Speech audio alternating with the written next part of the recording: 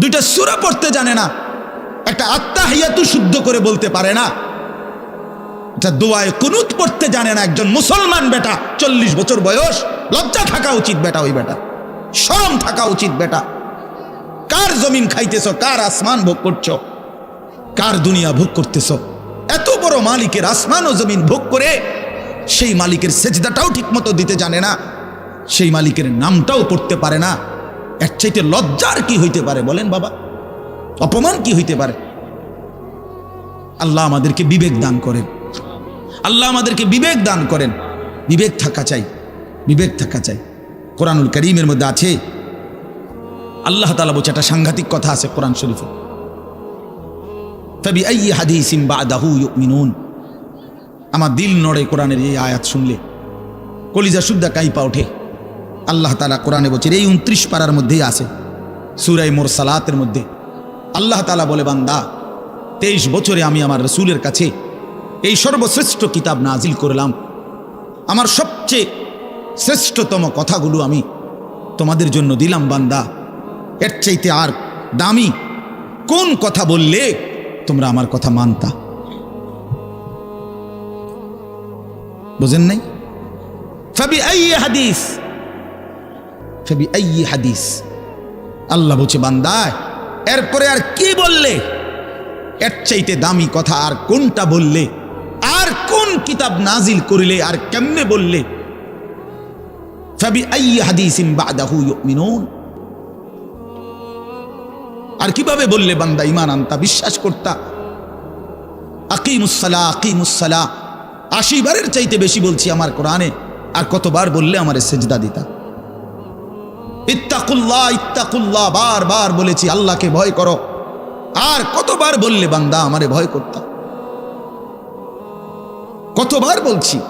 আল্লাহ বলবেন 90 বছরও দুনিয়া ফুরায় না, 90 বছরও আখিরাত মনে পড়ে না। আফসোসের ব্যাপার মিয়া।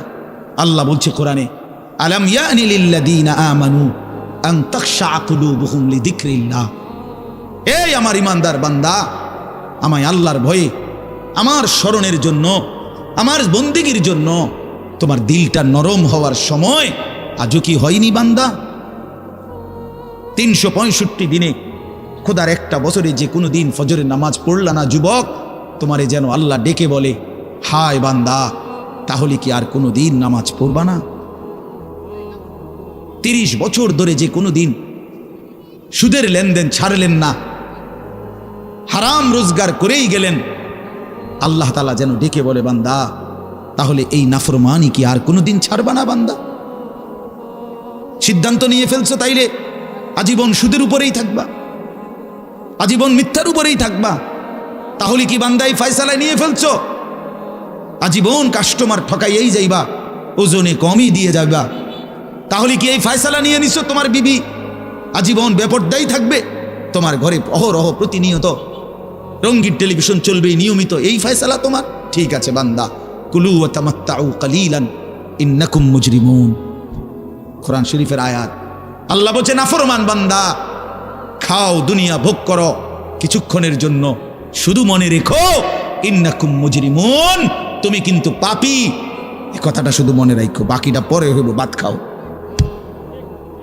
হ্যাঁ হ্যাঁ, কোরআন শরীফের আয়াত এটা, কুলু ওয়া তামাত্তাউ কালিলান ইন্নাকুম মুজরিমুন। আল্লাহ যেন বলে 8টার সময় যেই নাফরমান নাস্তা খাইতে বসে, আল্লাহ বলে, বান্দা খা, কোনো অসুবিধা নাই, শুধু মনে রাখিস বেঈমান ফজরের নামাজ পড়ো নাই, কথা কান শুধু মনে রাখো, পরে হইব অন খাও। রাত 10টা বাজে যেই নাফরমান ভাত খাইতে বসছে, আল্লাহ তাআলা যেন ডাক দিয়ে বলছে, বেঈমান খা, ভাত খা, খানা আমি আটকাইতাম না, শুধু মনে রাখিস এশার নামাজ পড়স নাই, ভাত খা বেঈমান, খানা আটকাবো না, খানা আমি জন্তু জানোয়াররেও খাওয়াই, তোরে খাওয়াবো না কেন? খানা আমি কুকুর বিড়ালরেও খাওয়াই, খানা আমি গরু ছাগলরেও খাওয়াই, তোরে দেব না কেন বান্দা? খা, শুধু মনে রাখবি ইন্না আ'তাদনা লিল কাফিরিনা সালাসিলা ওয়া আগলালাম ওয়া সাইরা। আল্লাহ বলে, প্রতিটা নাফরমানের জন্য আমি রেডি রাখছি আগুনের শিকল এবং আগুনের বেড়ি এবং জাহান্নামের আগুন। কি ভাইয়া, কোরআনুল কারীমের মধ্যে জান্নাতের বর্ণনা যেমন আছে, জাহান্নামের বর্ণনা নাই? কথা বলেন না কেন? তো সেগুলো কার জন্য? সেগুলো কার জন্য? মা সালাকাকুম ফি সাকার ক্বালু লাম নাকু মিনাল মুসাল্লিন। একবারে সোজা বাংলা দেখেন, জাহান্নামী জাহান্নামে চিৎকার করবে, জাহান্নামের ফেরেশতা ডাক দিয়ে বলবে, বেঈমান জাহান্নামে কেন আসলি? ক্বালু লাম নাকু মিনাল মুসাল্লিন। নাফরমান বলবে, বন্ধু ফেরেশতা ভাই, আমি দুনিয়াতে নামাজি ছিলাম না। কি ছিলাম না? সরাসরি কোরআনের আয়াত। আল্লাহ বলেন, ওয়াইলুন ইয়াউমাইদিল লিল মুকাদ্দিবিন। সমস্ত মিথ্যাবাদী নাফরমান পাপীদের জন্য সেদিন জাহান্নাম। যদি বলেন কেমন নাফরমান মাওলা? আল্লাহ বলেন, ওয়া ইদা কিলা লাহুমুর কাউ লা ইয়ারকাউন। দুনিয়ায় এই নাফরমানকে যতবার বলা হয়েছিল রুকু করতে, সেজদা করতে, নামাজ পড়তে, বেঈমান নামাজ পড়ে নাই, এজন্য জাহান্নাম। কোরআনুল কারীমে আল্লাহ বলছেন, কাল্লা ইদা বালাগাতিত তারাকি।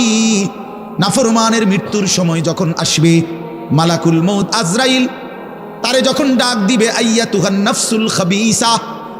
প্রতিটা পাপী নাফরমানের জান কবজের সময় আজরাইল যখন ডাক দিয়ে বলবে, হে খবিস আত্মা বের হ, উখরুজি, বের হ। আত্মাটা বের হতে চাইবে না। আল্লাহ নবী বলেন, কসম বাবা। নবীজি বলে, মালাকুল মউত আজরাইল খপ করে ধইরা কলজা থেকে রুহটা একটা টান দিয়া ছিঁড়া ফেলবে, একটা টান দিয়া ছিঁড়ে ফেলবে। এরপরে রুহুটা কণ্ঠনালীর কাছে এসে আটকায় যাবে। কাল্লা ইদা বালাগাতিত তারাকি। তারাকি মানে কণ্ঠনালী। ফালাউলা ইদা বালাগাতিল হুলকুম ওয়া আনতুম হিনাইদিন তানজুরুন। এটার অর্থ এটাই। হুলকুম মানে কণ্ঠনালী। বের হতে চাইবে না রুহু। আজরাইল তখন ধরে টাইনা হেসরাইয়া ছিঁড়া ছিন্ন ভিন্ন করে বেঈমান নাফরমানের কলজা ছিঁড়া ফেলবে, রুহু ছিঁড়ে ফেলবে, এরপরে শরীর থেকে বের করে নিয়ে আসবে।